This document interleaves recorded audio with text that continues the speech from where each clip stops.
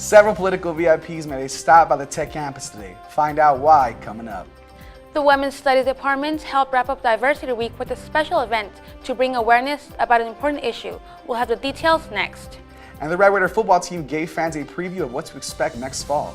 MCTV's Julia Zakrzewski will be in with a look around TTO athletics in sports. This is the MCTV Weekday Update.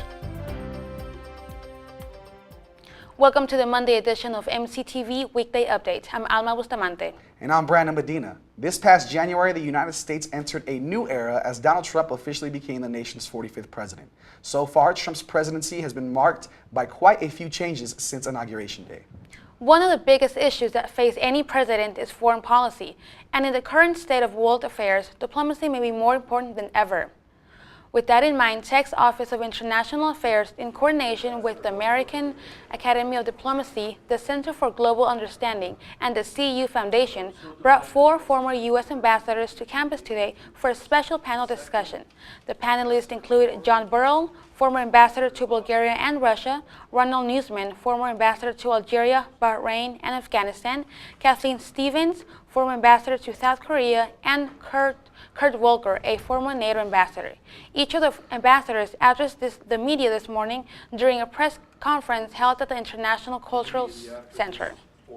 One thing that I think, though, is really, really important is that you don't cut into your professional staff in a way that you pay prices for 20 years because you can't grow more people. You have holes and you can't fill the holes properly. So if you have to cut beyond these kind of organizational things I'm talking, cut programs.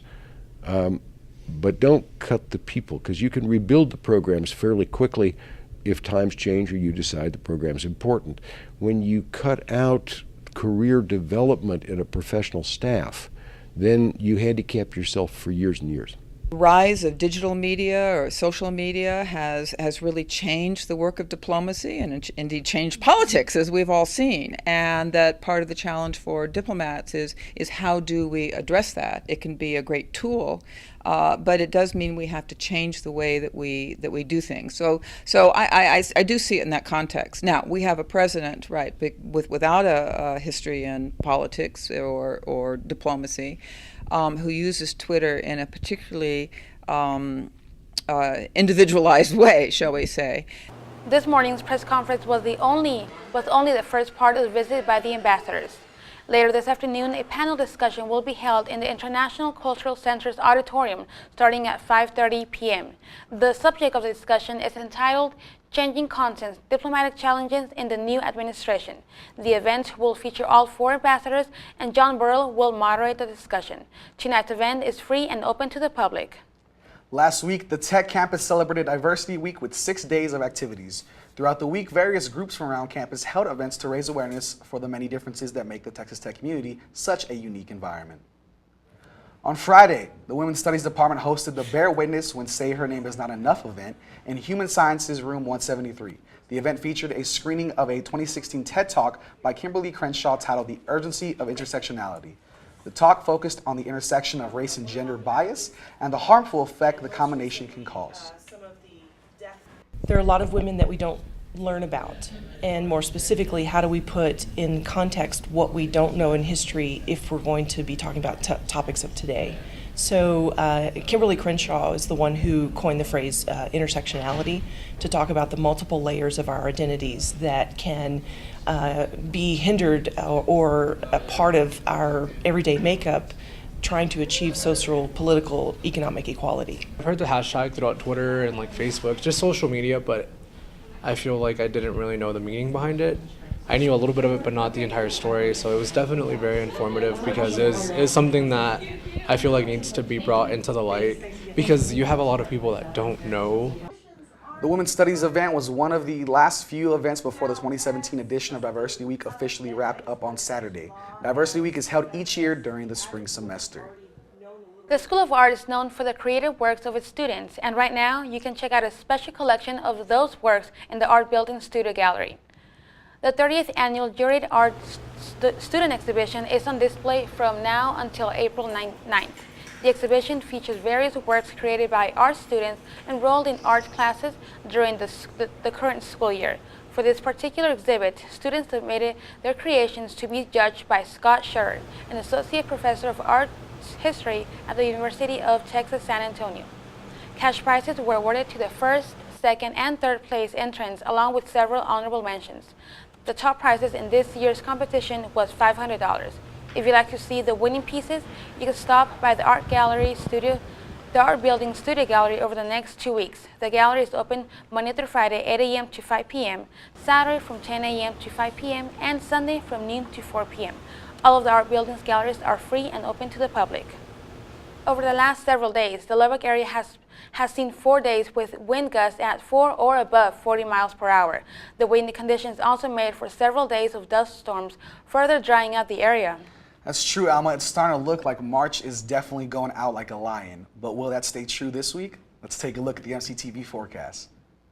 The MCTV Memorial Circle Cam is showing bright sunny skies today. So far, we've had a nice escape from the gusty conditions that returned to the area yesterday afternoon.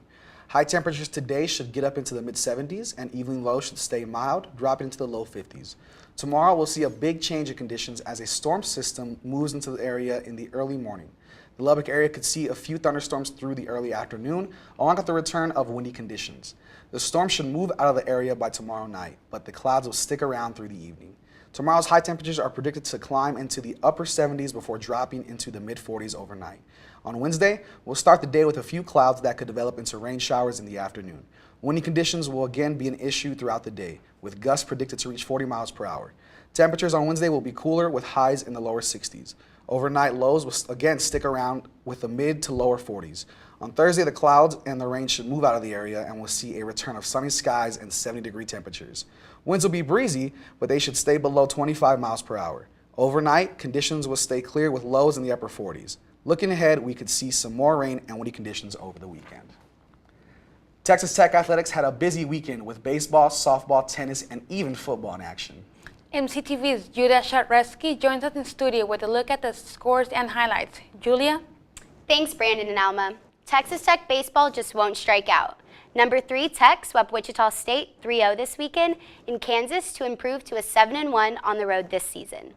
The Red Raiders never trailed in this weekend's series at Wichita, setting the tone early by scoring at least once in the first 3 innings in each game. Tech finished Sunday's game with a 3-1 win. The Red Raiders return home this week to take on Texas Southern University Tuesday night at Rip Griffin Park at Dan Law Field. First pitch is at 6:30. Come out and support. The Red Raiders softball team went to Ames, Iowa to take on Iowa State. Tech demolished the Cyclones on Friday for Game 1 of the series, 18-4 in just 5 innings, scoring an all-time team best 13 runs in the first inning to start the Big 12 game. 160 days till fall ball is back and we're packing the Jones for the 2017-2018 football season. But who's counting? However, spring ball is in full swing. Texas Tech football headed to Midland this Saturday for their annual spring scrimmage at Grande Communications Stadium. Tech defense was the highlight as several defensive players finished the scrimmage with 6 tackles. Octavius Morgan, Douglas Coleman III, and Jashawn Johnson leading the way. Get ready to see how they will impact the defensive dynamic this season. Quarterback Nick Shemenek was key for Tech's offense. Shemenek finished with 196 yards, including a 24-yard touchdown throw to Zach Austin.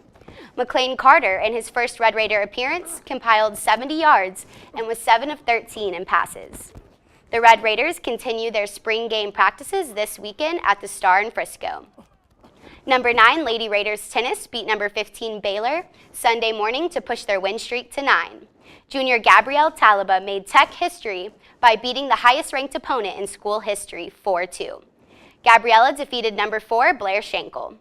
Head coach Todd Petty commented on Talaba's huge success this weekend, saying to beat one of the most competitive players in the nation was huge, adding, "We have leaned on Talaba a lot this season and we are very proud of how she battled." Women tennis will continue at home this weekend, hosting Oklahoma State Friday at 5 p.m. and Oklahoma Sunday at noon. That's all for sports. Back to you, Alma. Thanks, Julia. Sports aren't the only thing going on around campus this week. You can also enjoy some music entertainment from the School of Music. Let's take a look at the MCTV events calendar. American music composer will be in the spotlight tonight at the Concert Ball host another special performance in Himley Recital Hall. Works from famous American composers such as Philip Spark, Edwin Franco Goldman, and Randall Thompson will all be on the program as Dwayne Hill directs the TTU Concert Hall. Tonight's performance starts at 7 p.m. and is free and open to the public. Music and dance will continue to be on display as the College of Visual and Performing Arts showcases their students during the 2017 Undergraduate Research Conference. Starting tomorrow afternoon at 4 p.m., various groups and students from the college will give a set of special performances in the Sub Ballroom. Groups scheduled to perform include Flatlands Dance Theater, the TTU Tango Orchestra, the Mariachi Los Matadores de TTU. The performances will continue until 6 p.m. with the group switching out every 20 minutes. Tomorrow's exhibition is free and open to the public. And on Thursday, one of the most famous country music performers of all time will make his way back to the hub city for a set of 5 performances. Garth Brooks kicks off the Lubbock stop of his world tour at 7:30 p.m. on Thursday night. Brooks then continues with the 7 p.m. show on Friday, a 3 and 7 p.m. performances on Saturday, and a final show on Sunday at 3 p.m. A limited amount of tickets are still available, with pricing set at $74.98 for all seats. Just visit garthbrooks.com for more information. So Brandon, did you get to see the tickets for Garth Brooks? I did not, but I did see him at South by Southwest, so I will be missing out, and my mom will probably hate me for it. I hope she doesn't. That's all for today's edition of MCTV Weekday Update. Thanks so much for joining us, and be sure to check out ttuhub.net every day for more news. We'll see you on Thursday.